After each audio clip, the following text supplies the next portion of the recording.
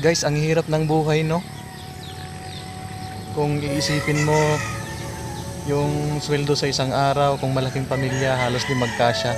Ibili ng bigas, ibili ng ulam. Paano na kaya yung susunod na mga henerasyon? Sobrang hirap talaga.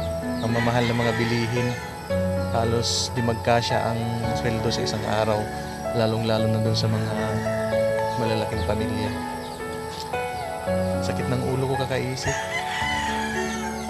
Paano na kayong susunod na henerasyon, no? Babalik pa kaya sa dati yung murang mga bilihin. Sakit ng ulo ko, may stress ako. Kaya na lang bahala niya.